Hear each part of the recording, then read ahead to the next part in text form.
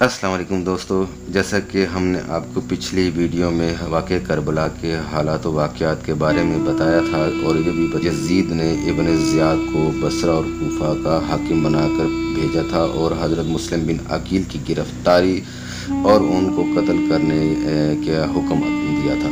تو آج ہم آگے کی حالات و واقعات آپ کو بتائیں گے۔ تو اس ویڈیو شروع کرنے سے پہلے ہم آپ سے درخواست کریں گے کہ آپ ہمارے چینل کو سبسکرائب کریں، لائک کریں اور شیئر کریں اپنے فرینڈز کے ساتھ، تاکہ اس طرح کی مزید ویڈیوز آپ کو ملتی رہیں اور آپ ان سے استفادہ حاصل کرتے رہیں۔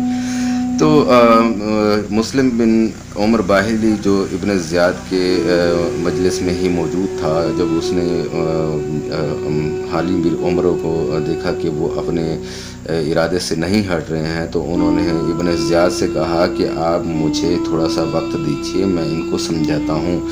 وہ ان کو علیحدگی میں لے گئے اور ان کو کہا کہ کیوں خود کو ہلاک کرنے میں لگے ہو، مسلم بن عقیل کو ان کے حوالے کر دو، یہ لوگ آپس میں بھائی بھائی ہیں، ایک دوسرے سے خود ہی نمٹ لیں گے، ایک دوسرے کو قتل نہیں کریں گے اور نہ کوئی کسی کو نقصان پہنچائے گا، اس معاملہ میں آپ کی کوئی رسوائی بھی نہ ہوگی۔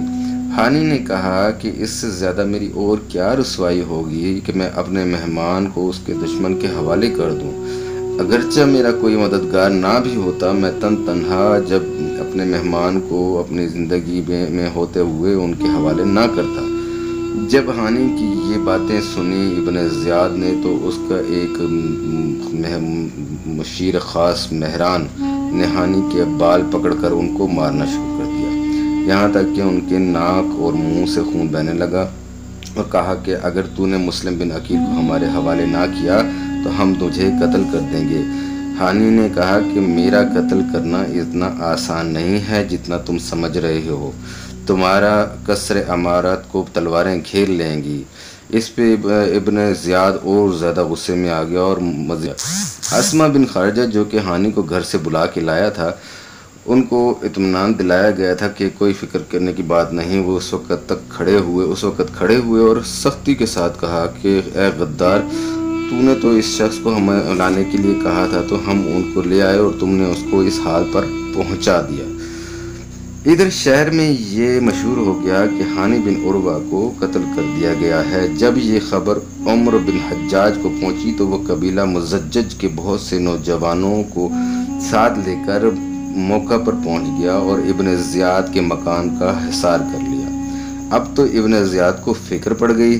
قاضی شرعی کو کہا کہ آپ باہر جا کر لوگوں کو بتلائیں کہ عمر بن عروہ جو ہیں وہ صحیح سالم ہیں، وہ قتل نہیں کیے گئے، میں خود ان کو دیکھ کر آیا ہوں۔ اور شرعی کے ساتھ ایک شخص کو بھی بھیج دیا کہ وہ کہیں شرعی جو ہیں وہ میرے خلاف کوئی بات نہ کر دیں۔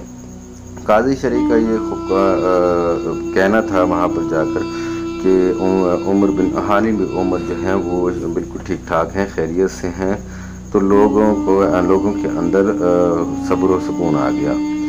حانی بن عمر کے متعلق جو شہادت کی خبر اس کے خلاف قبیلہ مزجج کے ہنگامہ اور ابن زیاد کے محل کے محاصرے کی اطلاع جب حضرت مسلم بن عقیل کو ملی تو وہ بھی مقابلہ کے لیے تیار ہو کر نکلے، اور جن 18,000 مسلمانوں نے ان کے ہاتھ پر حضرت امام حسین رضی اللہ تعالیٰ عنہ کے لیے بیعت کی تھی، ان کو بھی جمع کرنا شروع کر دیا۔ اب 4,000 آدمی جمع ہوئے اور کچھ ہوتے جا رہے تھے۔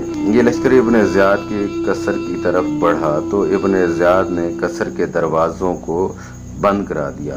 مسلم بن عقیل اور ان کے ساتھیوں نے قصر کا محاصرہ کر لیا۔ مسجد اور بازار لوگوں سے بھر گیا جو ابن زیاد کے مقابلہ میں آئے تھے۔ شام تک اضافہ ہوتا رہا۔ ابن زیاد کے ساتھ قصر میں کچھ 30 سپاہی اور کچھ خاندان کے سادات بھی تھے۔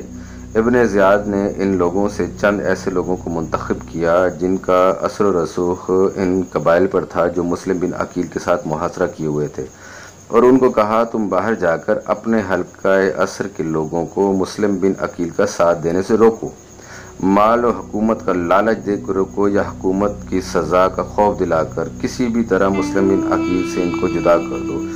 ادھر سادات و شیعہ کو حکم دیا کہ تم لوگ قصر کی چھت پر چڑھ کر لوگوں کو اس بغاوت سے روکو اور اسی خوف کے ساتھ ان کا محاصرہ سے واپس جانے کو تلقین کرو۔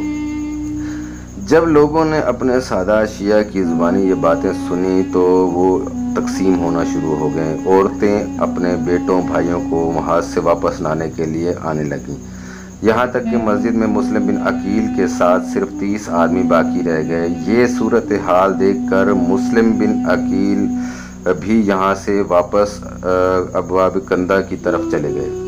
جب وہ دروازے پر پہنچے تو دیکھا کہ ان کے ساتھ ایک ساتھی بھی نہ رہا۔ مسلم بن عقیل تنہا کوفے کی گلیوں میں پریشانی کے عالم میں گھومتے رہے کہ اب میں کہاں جاؤں۔ بالآخر ان کو ایک عورت دعا کے گھر پہنچے۔ ان کے لڑکے بلال اسی ہنگامہ میں باہر گئے ہوئے تھے۔ وہ دروازے پر واپسی کا انتظار کر رہی تھی۔ مسلم نے ان سے پانی مانگا، پانی پی کر وہیں بیٹھ گئے۔ عورت نے کہا کہ آپ پانی پی چکے ہیں تو آپ اپنے گھر جائیے۔ مسلم خاموش رہے۔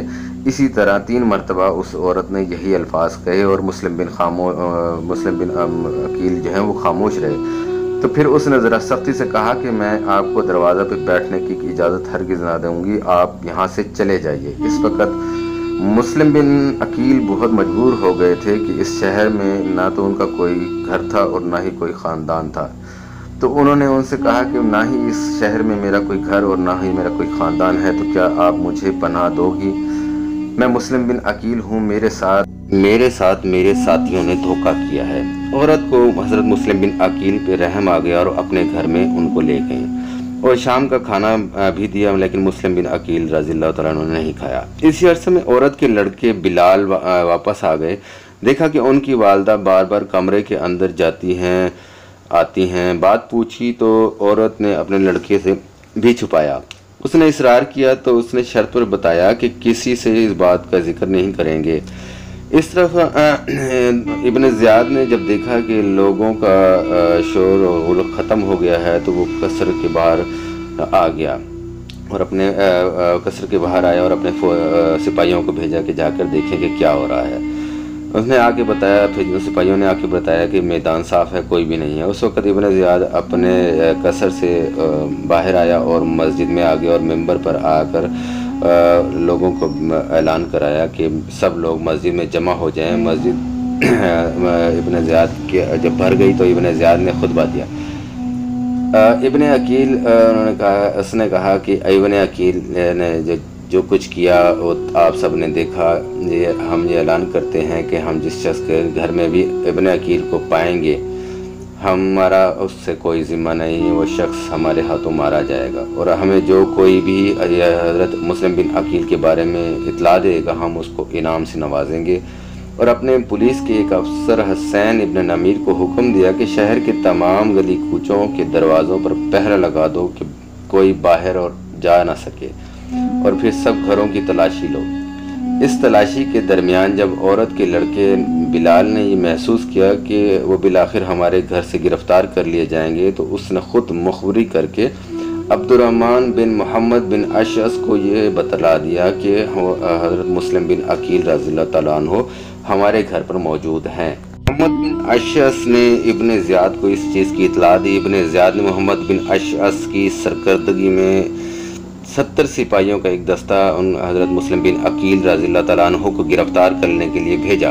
مسلم بن عقیل جب ان کی جب آوازیں سنی تو وہ تلوار لے کر دروازے پر آ گئے اور سب کا مقابلہ کرنے لگے۔ ان کو دروازے سے دوبارہ باہر نکال لے گئے۔ وہ لوگ پھر لوٹے تو پھر آپ کا مقابلہ ہوا۔ اس مقابلہ میں آپ زخمی بھی ہو گئے مگر ان کے قابو میں نہ آئے۔ یہ لوگ چھت پر چڑھ گئے اور پتھر برسانے لگے اور گھر میں آگ تک لگا دی۔ مسلم بن عقیل ان سب کے ساتھ تنہا دلیرانہ مقابلہ کر رہے تھے کہ محمد بن اشعث نے ان کے قریب آ کر کہا کہ میں آپ کو پناہ دیتا ہوں، آپ اپنی جان کو ہلاکت میں مت ڈالو، میں تم سے جھوٹ نہیں بول رہا، یہ لوگ تمہارے چچا زاد بھائی ہیں، نہ تمہیں قتل کریں گے نہ ماریں گے۔ مسلم بن عقیل تنہا 70 سپاہیوں کا مقابلہ کرتے رہے۔ جب تھک کر چور ہو گئے تو ایک دیوار سے کمر لگا کر بیٹھ گئے۔ ان کو ایک سواری پر سوار کر دیا گیا اور ہتھیار ان سے لے لیے گئے۔ ہتھیار لینے کے بعد عمر بن عقیل نے مسلم بن عقیل رضی اللہ تعالیٰ عنہ نے کہا کہ یہ پہلی خلاف ورزی ہے وعدے کی کہ امن لینے کے بعد ہتھیار چھینے جا رہے ہیں۔ محمد بن اشعث نے کہا کہ نہیں، آپ کوئی فکر نہ کریں، آپ کے ساتھ کوئی ایسی خوشگوار واقعہ نہ کیا جائے گا۔ مسلم بن عقیل نے فرمایا کہ یہ محض باتیں ہیں اور اس میں حضرت مسلم بن عقیل نے کہا کہ یہ سب محض باتیں ہیں، اور اس وقت حضرت مسلم بن عقیل کی آنکھوں میں آنسو آ گئے۔ محمد بن اشعث کے ساتھیوں میں عمر بن عبید بھی تھا، جو ان کو امان دینے کی بہت مخالف تھا۔ اس نے کہا کہ آپ مسلم، جو شخص ایسا اقدام کرے جو آپ نے کیا ہے، جب پکڑ لیا جائے تو وہ ایسا ہی کرتا ہے۔ حضرت مسلم بن عقیل نے کہا کہ میں اپنی جان کے لیے نہیں روتا، بلکہ میں حضرت امام حسین اور آل حسین رضی اللہ تعالی عنہ کی جانوں کے لیے رو رہا ہوں، جو میری تحریر پر ان قریب کوفہ پہنچنے والے ہیں اور تمہارے ہی ہاتھوں اسی بلا میں گرفتار ہو جائیں گے۔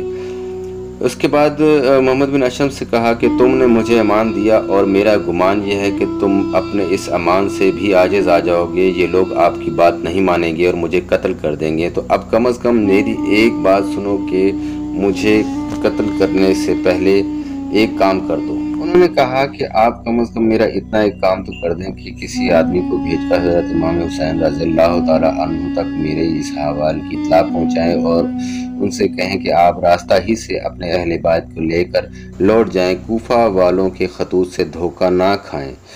یہ وہی لوگ ہیں جن کی بے وفائی سے گھبرا کر آپ کے والد اپنی موت کی تمنا کیا کرتے ہیں۔ اس کا وعدہ پورا کیا کہ میں ایسا ہی کروں گا۔ اس کے ساتھ ہی محمد بن اشعث نے اپنا وعدہ پورا کیا اور ایک آدمی کو خط دے کر حضرت امام حسین رضی اللہ تعالیٰ کی طرف بھیج دیا۔ حضرت امام حسین رضی اللہ تعالیٰ عنہ اس وقت مقام زیالہ تک پہنچ چکے تھے۔ محمد بن اشعث کے قاصد نے وہاں پہنچ کر خط حضرت امام حسین رضی اللہ تعالیٰ عنہ کو دیا، تو حضرت امام حسین رضی اللہ تعالیٰ عنہ نے فرمایا ہے کہ جو چیز ہو چکی وہ ہو کر رہے گی، ہم صرف اللہ تعالیٰ سے ہی اپنی جانوں کا ثواب چاہتے ہیں۔